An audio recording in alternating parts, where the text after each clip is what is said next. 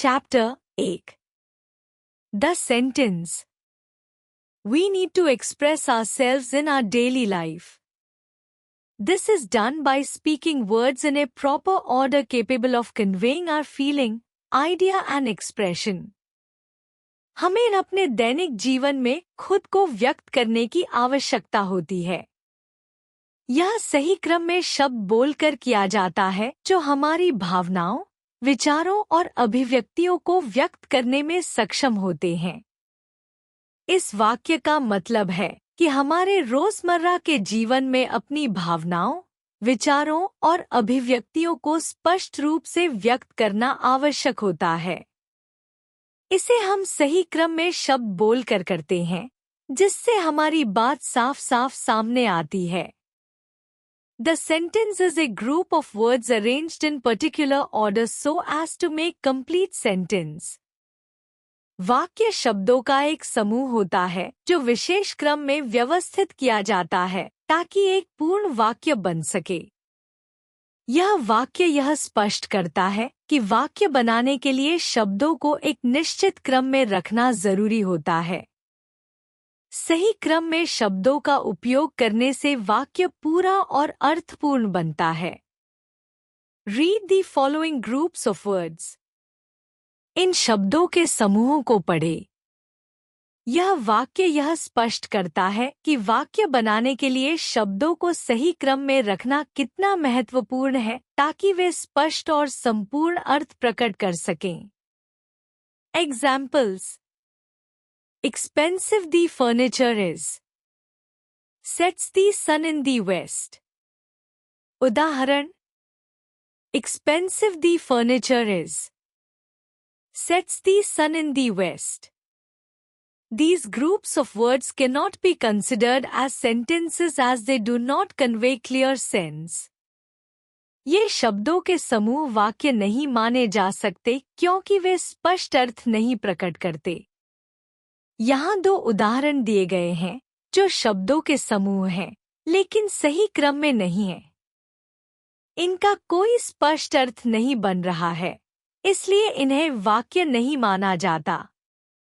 यह दिखाता है कि शब्दों को सही क्रम में रखना कितना महत्वपूर्ण है ताकि वे स्पष्ट और संपूर्ण अर्थ प्रकट कर सकें। Let's rewrite them as. आइए इन्हें इस प्रकार फिर से लिखें। Example. The furniture is expensive. The sun sets in the west. उदाहरण. The furniture is expensive. The sun sets in the west. The groups of words can be considered as sentences as they convey clear sense. ये शब्दों के समूह अब वाक्य माने जा सकते हैं क्योंकि वे स्पष्ट अर्थ प्रकट करते हैं। यहाँ पहले दिए गए अव्यवस्थित शब्दों के समूह को सही क्रम में लाकर वाक्य बनाया गया है। अब ये वाक्य स्पष्ट रूप से अपना अर्थ व्यक्त कर रहे हैं।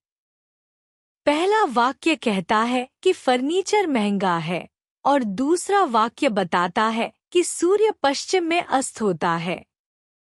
यह दर्शाता है कि सही क्रम में शब्दों का उपयोग करने से वाक्य का अर्थ स्पष्ट होता है। Kinds of sentence. वाक्य के प्रकार। इस खंड में हम वाक्यों के विभिन्न प्रकारों के बारे में सीखेंगे। Sentence can be of various kinds depending on the basis of their meaning and structure.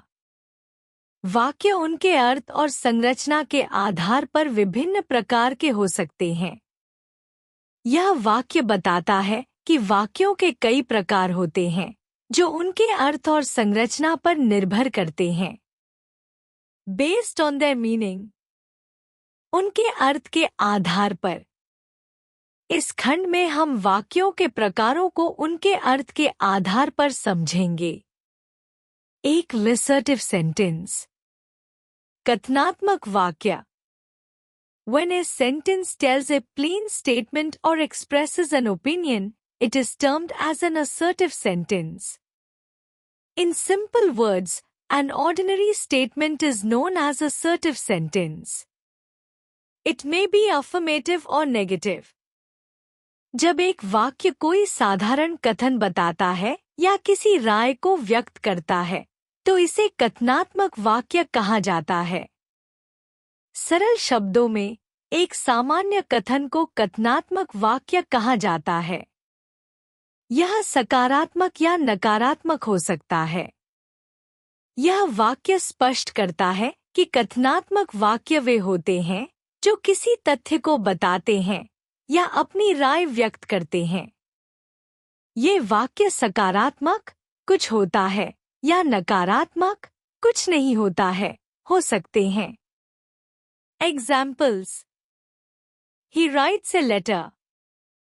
Affirmative. वह पत्र लिखता है। सकारात्मक। यह वाक्य एक सकारात्मक कथन है जिसमें बताया गया है कि वह पत्र लिखता है। Vineet is good in maths. Affirmative. Vineet गणित में अच्छा है। सकारात्मक। यह वाक्य एक सकारात्मक कथन है जिसमें विनीत के गणित में अच्छे होने की बात की गई है।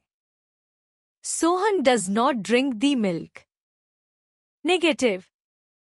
सोहन दूध नहीं पीता। नकारात्मक। यह वाक्य एक नकारात्मक कथन है जिसमें सोहन के दूध नहीं पीने की बात की गई है। Mother did not go to the market. Negative. माँ बाजार नहीं गई। नकारात्मक। यह वाक्य एक नकारात्मक कथन है जिसमें माँ के बाजार नहीं जाने की बात की गई है। My sister did not share her things. Negative.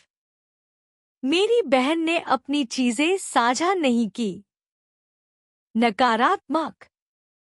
यह वाक्य एक नकारात्मक कथन है जिसमें मेरी बहन के अपनी चीजें साझा नहीं करने की बात की गई है।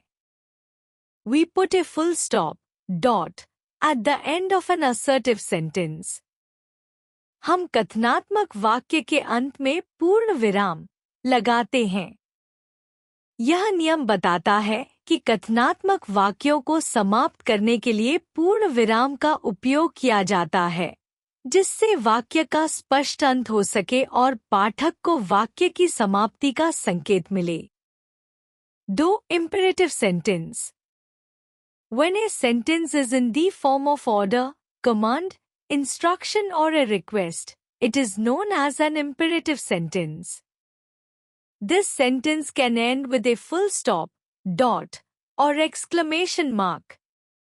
जब एक वाक्य आदेश, कमांड, निर्देश या अनुरोध के रूप में होता है, तो इसे आज्ञार्थक वाक्य कहा जाता है। यह वाक्य पूर्ण विराम, डॉट, या विस्मयादिबोधक चिन्ह से समाप्त हो सकता है। इसका मतलब है कि आज्ञार्थक वाक्य वे वाक्य होते हैं जो आदेश, कमांड, निर्देश या अनुरोध के रूप में होते हैं।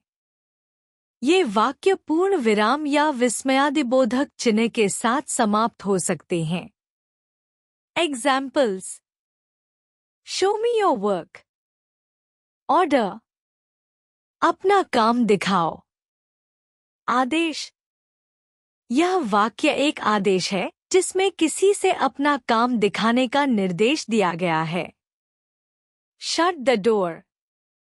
कमांड। दरवाजा बंद करो। कमांड। यह वाक्य एक कमांड है जिसमें किसी से दरवाजा बंद करने का निर्देश दिया गया है। Do not drive without a license. Advice. बिना लाइसेंस के गाड़ी मत चलाओ। सलाह। यह वाक्य एक सलाह है जिसमें बिना लाइसेंस के गाड़ी न चलाने की सलाह दी गई है। Please give me your books. Request. कृपया मुझे अपनी किताबें दे। अनुरोध। यह वाक्य एक अनुरोध है जिसमें कृपया के साथ किताबें देने का अनुरोध किया गया है। Don't throw garbage on the roads. Advice. सड़क पर कचरा मत फेंको। सलाह। यह वाक्य एक सलाह है जिसमें सड़क पर कचरा फेंकने से रोकने की सलाह दी गई है। 3. Interrogative sentence.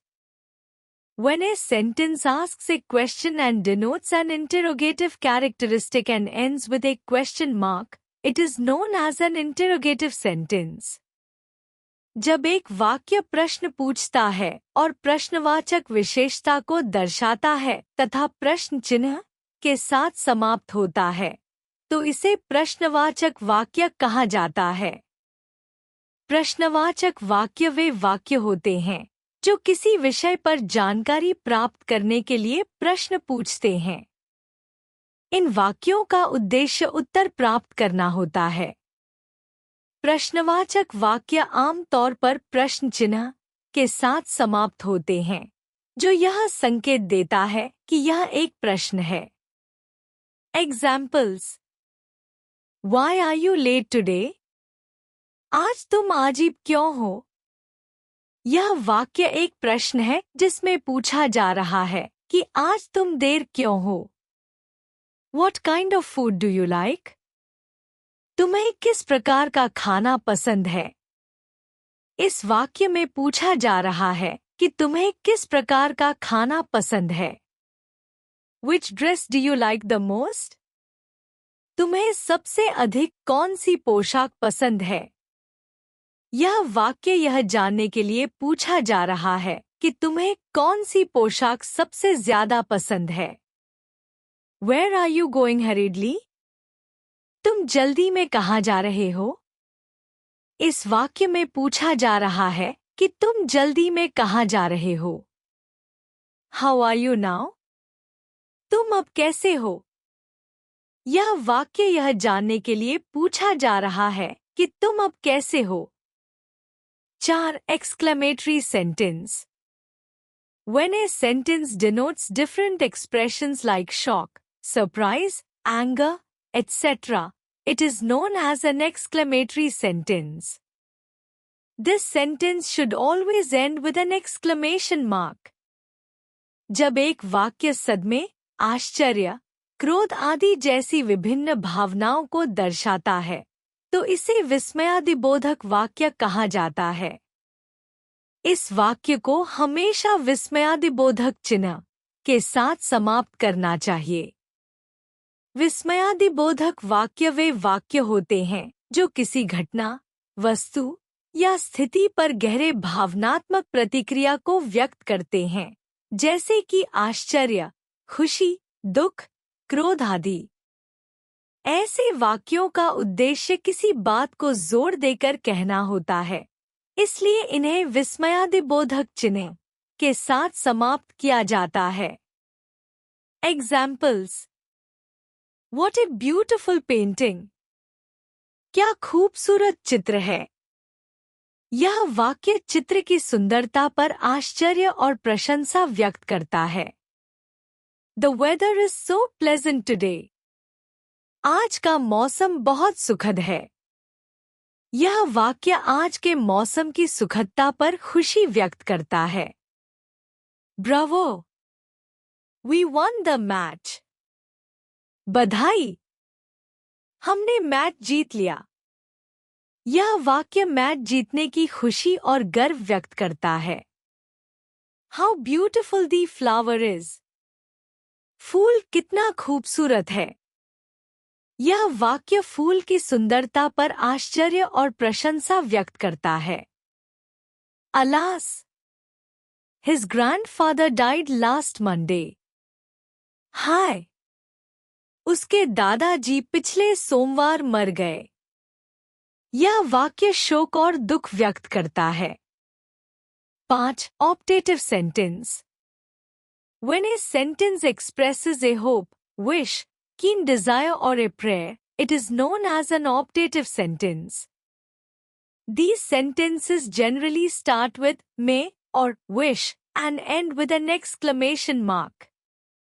जब एक वाक्य आशा, इच्छा, तीव्र इच्छा या प्रार्थना व्यक्त करता है, तो इसे आकांक्षात्मक वाक्य कहा जाता है। ये वाक्य आम तौर पर मे या विश से शुरू होते हैं और विस्मयादिबोधक चिन्ह के साथ समाप्त होते हैं।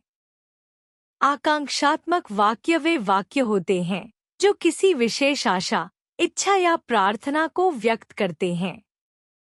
ये वाक्य आम तौर पर मे या विश शब्दों से शुरू होते हैं और विस्मयादिबोधक चिन्ह के साथ समाप्त होते हैं, जिससे वाक्य में गहरी भावना या अभिलाषा व्यक्त होती है।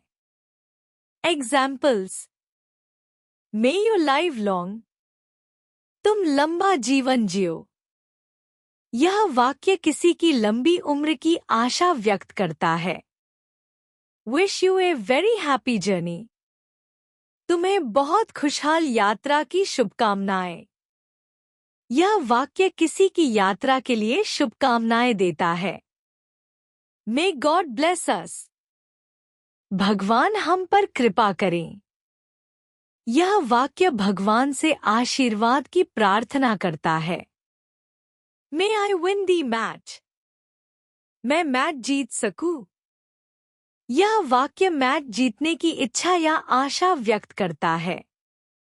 मे आई हैव सम वाटर, क्या मुझे थोड़ा पानी मिल सकता है। यह वाक्य पानी मांगने की इच्छा या अनुरोध व्यक्त करता है। Based on their structure, sentences are divided into 3 types from structural point of view, i.e. depending on the number and type of clauses that are used in a sentence. वाक्यों को संरचनात्मक दृष्टिकोण से 3 प्रकारों में विभाजित किया जाता है, अर्थात वाक्य में प्रयुक्त खंडों की संख्या और प्रकार पर निर्भर करते हुए। इस वाक्य में बताया गया है कि वाक्यों को उनके संरचनात्मक गुणों के आधार पर 3 मुख्य प्रकारों में वर्गीकृत किया जा सकता है। इसका मतलब है कि वाक्य में प्रयुक्त खंडों की संख्या और उनके प्रकार के आधार पर वाक्यों को अलग-अलग श्रेणियों में रखा जा सकता है। एक simple sentence, a sentence which consists of only one subject and predicate is called a simple sentence. It also has only one independent clause that states one idea. वाक्य जिसमें केवल एक ही विषय, सब्जेक्ट और एक ही विधेयक, प्रेडिकेट होता है, उसे सरल वाक्य कहा जाता है।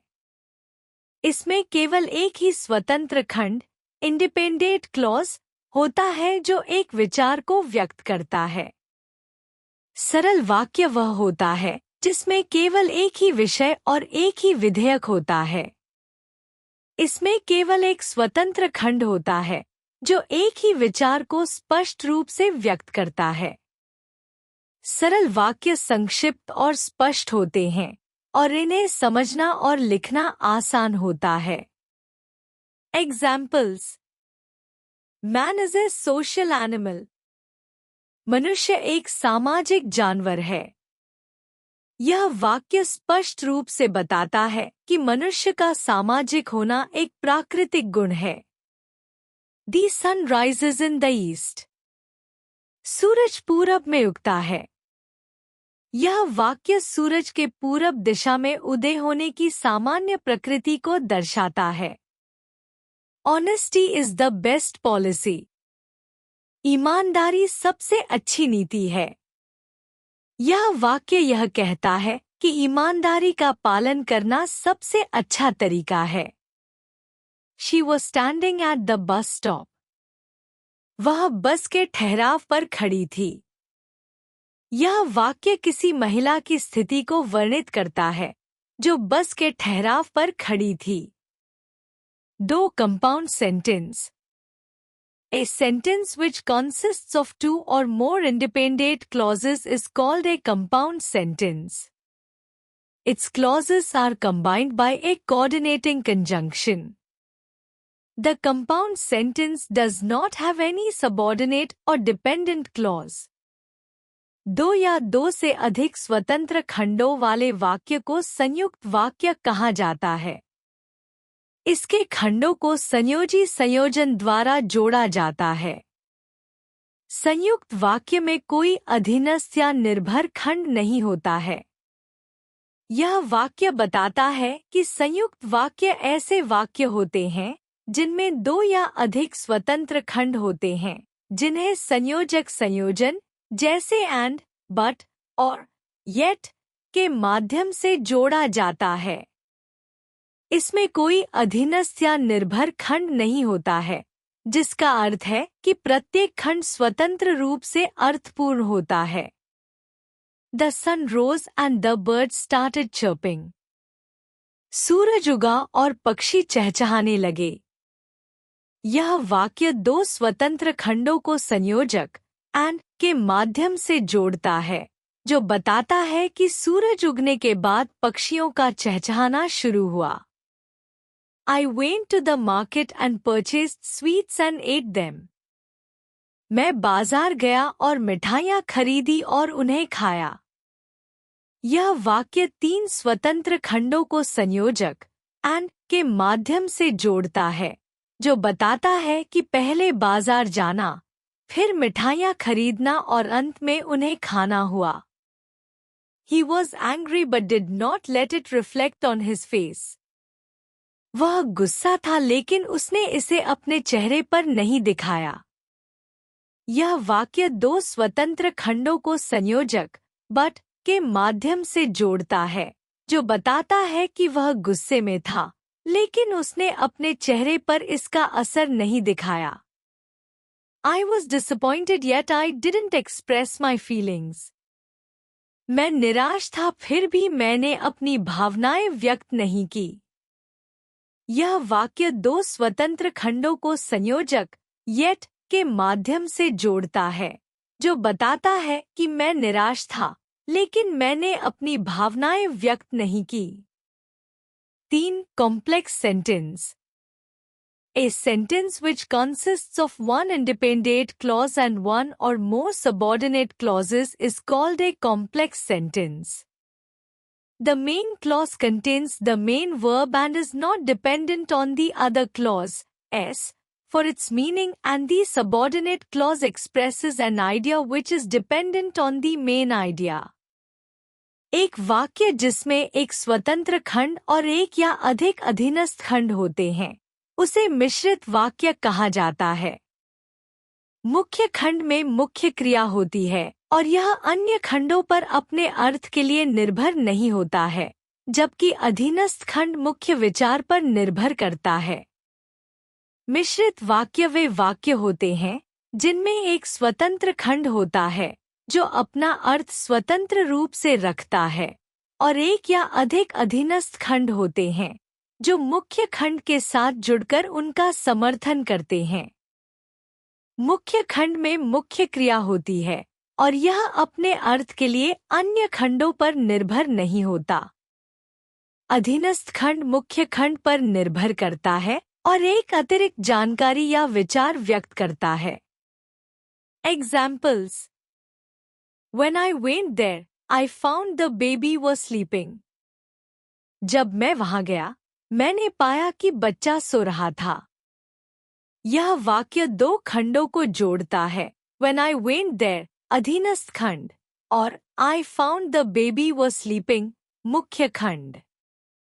यहाँ अधीनस्थ खंड मुख्य खंड पर निर्भर है। She went to the market after she had finished cooking the food. वह बाजार गई जब उसने खाना पकाना खत्म कर लिया था। यह वाक्य दो खंडों को जोड़ता है। After she had finished cooking the food, अधीनस्थ खंड, और she went to the market, मुख्य खंड।